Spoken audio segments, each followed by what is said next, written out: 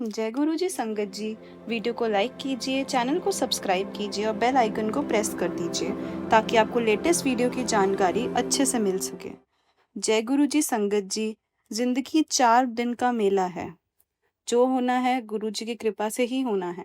लेकिन जब सदगुरु किसी जीव का उद्धार चाहते हैं तो वे अपनी संगति बख्शते हैं और उसकी जीव शब्द से जोड़ देते हैं। ठीक ऐसे ही दिल्ली के लाल अंकल और उनके पूरे परिवार को गुरुजी ने आशीर्वाद रूपी कृपा प्राप्त करवाई और उन सब का परमपिता गुरुजी ने उद्धार किया। संगत जी, यह सत्संग आप सब अंत तक सुनिएगा। 1991 में मेरा और मेरा परिवार का सब कुछ बदल गया। दिल्ली छावनी क्षेत्र में मेरे बड़े पुत्र की दुर्घटना से मौत हो गई और मेरी पत्नी इस मानसिक रूप से बहुत विचलित हो गई थी। फिर परिवार की एक मित्र श्री प्रेम सिंह अंकल सिंगापुर में भारत के भूतपूर्व राजदूत अचानक एक दिन मुझे मिले। स्वाभाविक रूप से हमने उन्हें इस अनहोनी के बारे में कुछ नहीं बताया था। प्रेम सिंह अंकल गुरुजी के अनुयायी थे और उन्होंने हमें गुरुजी से मिलने की सलाह दी। एक दिन मैं एम्पायर स्टेट पहुंचा और प्रेम अंकल का परिचय पत्र दिखाकर गुरुजी से मिलने की इच्छा व्यक्त की। बाहर द्वार पर ही एक भक्त सुदामा ने हमको रोक लिया और कहा कि गुरुजी से मिलने का समय नहीं है और वो शाम को आएंगे। मैंने उन्हें पुनः आग्रह कर सुदामा को फिर से कहा और गुरुजी से मिलने का आग्रह किया, पर सुदामा ने मना कर दिया और बोला कि गुरुजी संगत से शाम को ही मिलते हैं। संगत शाम में ही होती है, उसमें कुछ कहने की बात नहीं है, तो वो शाम में ही आए। अतः वे शाम को आए। मैं वापस चला गया और अपने मित्र से बात की तो उन्होंने भी कहा कि शाम को ही जाना चाहिए। शाम को मैं अपने मित्र के साथ एम्पायर स्टेट पहुंचा। हम दोनों अंदर गए। गुरुजी ने मुझे अपनी व्यथा व्यक्त करने का पूरा अवसर दिया। पत्नी के उपचार के लिए उन्होंने अभिमंत्रित तांबे के लोटे से जल ग्रहण करने को कहा। फिर जैसे सदा होता है, मेरी बीवी 15 दिन जल ग्रहण करने के पश्चात एकदम स्वस्थ हो गई और उसका रोना भी बंद हो गया और उसका ब्लड प्रेशर भी नॉर्मल हो गया। हमें सब कुछ स्वस्थ प्रतीत होने लगा। मैं 2000 में अपने परिवार के साथ गुरुजी के पास आया और तब से मेरा आना प्रारंभ हो गया। हम सब परिवार कुछ दिनों के लिए मनाली गए थे। जब हम वापस दिल्ली आए तो पता लगा कि मेरा ट्रांसफ़र कर दिया गया है और मुझे इंटरनेशनल एयरपोर्ट छोड़कर 15 जुलाई से नई दिल्ली में कस्टम ड्यूटी बिल्डिंग में बैठना पड़ेगा।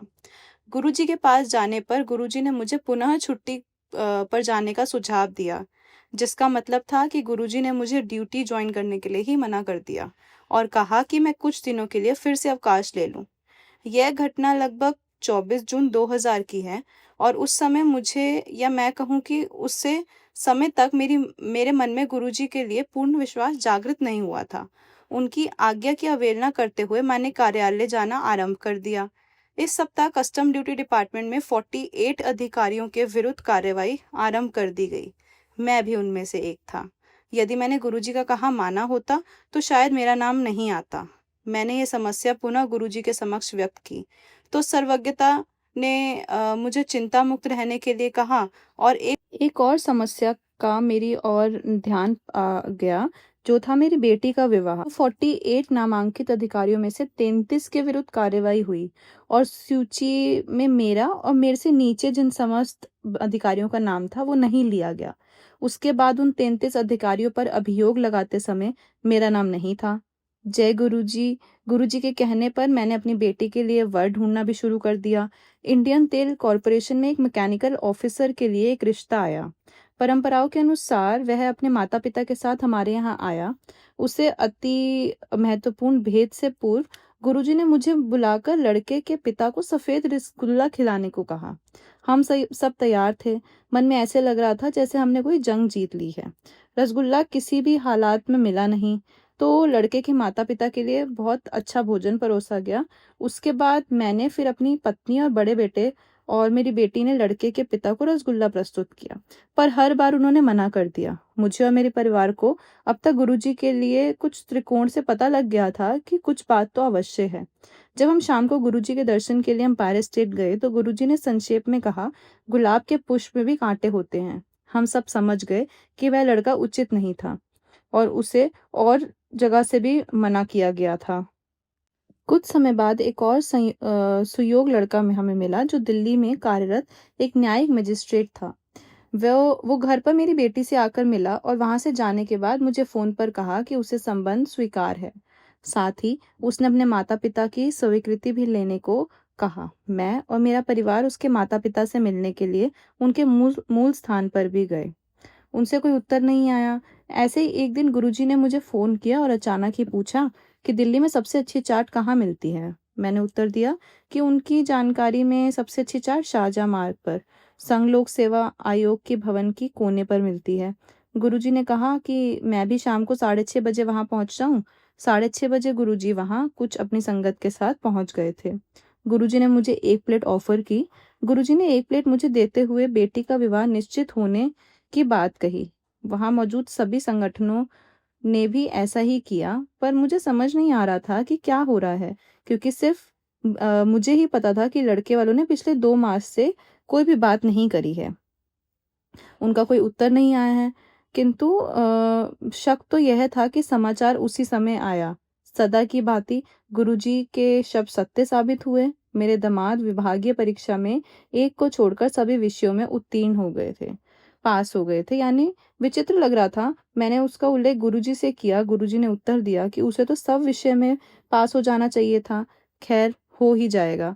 मुझे लगा कि गुरुजी संभवतः किसी चीज की ओर संकेत कर रहे थे, जिससे मेरे दामाद की उन्नति में बड़ी बाधा सी आ रही थी। शीघ्र ही हाईकोर्ट के जज ने पूरे समुदाय में मेरे दामाद की परीक्षा दोबारा एनालिसिस की और उसके पक्ष में निर्णय लिया और उसे उत्तीर्ण घोषित कर दिया। वह पास हो गया। जय गुरु जी। ऐसे ही मेरे पुत्र रोहित को गुड़गांव से बाहर सुहाना पलवल मार्ग पर स्थित एपीजे मैकेनिकल यूनिवर्सिटी में एडमिशन मिला। उसके बाद उसे वहां के हॉस्टल में स्थान नहीं मिल रहा था। अपने एक पुत्र को दुर्घटना में खोने के बाद मुझे उसे प्रतिदिन 65 किलोमीटर दूर भेजने की आने जाने की यात्रा करना में बहुत हिचक हो रही थी, पर गुरुजी ने आश्वासन दिया। फिर जैसी नियति थी, एक दिन जब मैं गाड़ी से यात्रा कर रहा था तो एक ट्रक से दुर्घटना ग्रसित हो गया। उसमें जितने भी छात्र जो वहां पर ट्रैवल कर रहे थे सब घायल थे, पर रोहित को, जैसे गुरुजी की इच्छा थी, कोई खरोच तक नहीं आई। मैं जब शाम को संगत में पहुंचा तो गुरुजी ने कहा कि उन्होंने मेरे पुत्र की रक्षा की है।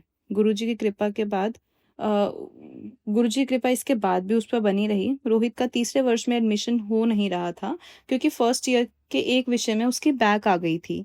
जब गुरुजी को इस बारे में पता लगा तो उन्होंने कहा कि उसे प्रवेश मिल जाएगा। फिर जैसी विधाता की इच्छा, यूनिवर्सिटी ने अपने नियम बदल दिए। अब यदि विद्यार्थी 20 में से 18 विषयों में पास हो जाता है तो वह थर्ड ईयर में प्रवेश कर सकता है। इस प्रकार रोहित थर्ड ईयर में प्रवेश कर पाया। यह वास्तव में गुरुजी की कृपा थी, क्योंकि अगले वर्ष यूनिवर्सिटी ने पुनः अपने पुराने नियम घोषित कर दिए। ये साफ और स्पष्ट है कि नियमों को गुरुजी की अभिलाषा के अनुसार बदलना पड़ा था। मेरी सास, जो कि दिल्ली के सर गंगाराम हॉस्पिटल में सर्जरी करवाने लगी थी, क्योंकि उनके दाएं घुटनों में बहुत दर्द था, लेकिन गुरुजी ने उसके लिए उनको साफ मना कर दिया और साथ ही निर्देश भी दिया कि उनको हॉस्पिटल के आसपास भी नहीं ले जाना है। गुरुजी ने दोबारा अभिमंत्रित तांबे के लोटे से उपचार करवाया और चमत्कार हुआ। उनके घुटने की वेदना उनका घुटना 1 माह में बिल्कुल ठीक हो गया और पहले के जैसे चलने फिरने लगी। गुरुजी ने मेरे परिवार पर और मुझ पर दिल खोल कर रहमत लुटाई है। मेरे सद्गुरु प्यारे कण कण में हैं। जो भी मेरे प्यारे सद्गुरु की शरण में आया है वह कभी खाली हाथ नहीं गया। इसलिए उनका शुक्राना करते रहिए। जय गुरु जी। शुक्राना गुरु जी।